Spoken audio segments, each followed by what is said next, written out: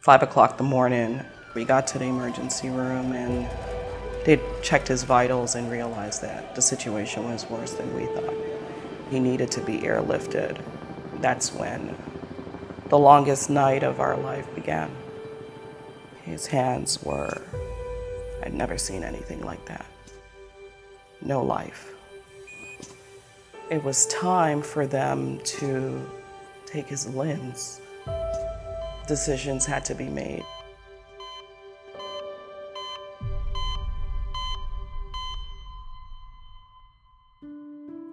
I was in an induced coma for 2 weeks. I was told that I had gone into septic shock. I remember in the rehab hospital, and what I had written for me on my board for what my biggest fear was to not get back to all the things that I loved. I grew up on the island of St. Croix in the US Virgin Islands. I have always loved the ocean. We would swim out, and like my first time seeing dolphins and turtles and reefs, we'd be on the beach all day from essentially 9 to 5. I quickly fell in love with tennis also, and so tennis became a big part of my life.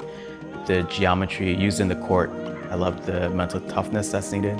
And I love that it's an individual sport, so it all comes down to me and what I do with the racket. Became interested in the ocean and conservation at a young age. I was determined to stick with it and chose the high school that I went to because they had a marine science program. It became a big part of my life and my career at the Nature Conservancy, where I was diving pretty much 4 to 5 days a week.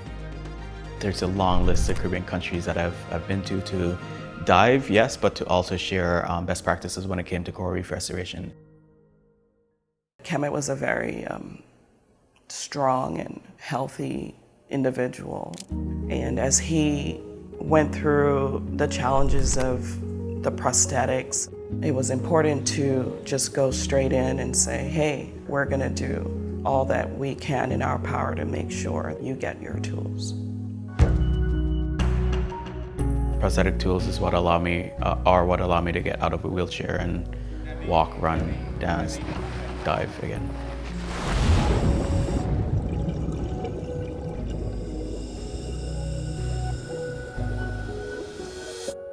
Kemit came to us and he really wanted to take things to the next level. I was fortunate enough to grow up in this field. I had a dad that owned a private practice, and you're in a field that you're able to give someone their life back. He was happy with where he was currently at, but he wanted to be able to get back to the courts and be able to play at the competitive level. We were able to machine some things together, open up some parts, and so basically just relying on Kemit for that feedback to know how we could make it better. We're in downtown Chicago at Wilson Sporting Goods headquarters meeting with Kemit. We're going to show him some prototypes for his new attachments and how we can make it more enjoyable for him to play sports.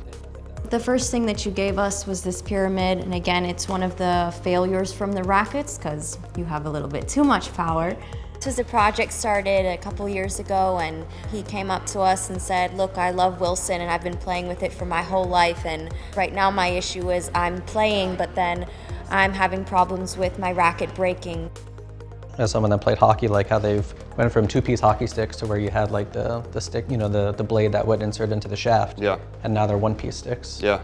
So kind of the same. We're going to get to the point where Kemit can forget about the attachment and worry more about his game than on his equipment.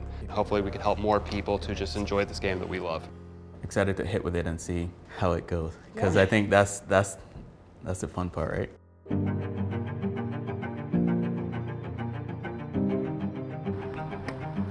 The future is now. The best way to predict the future is to create it. When we're dealing with patients like Kemit or others that, are looking to do things not only now, but in the future, it's important to take that in a note and be able to provide them with the ability to do those things.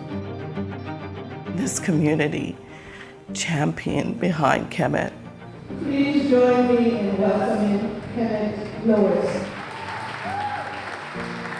That he can wake up and smile and laugh and be who he is all that I ever wanted.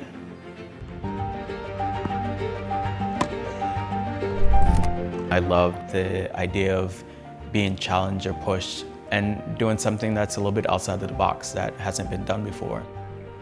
Life does go on after amputation. I love that tools have been built for me that allow me to be just as independent as I was in the past.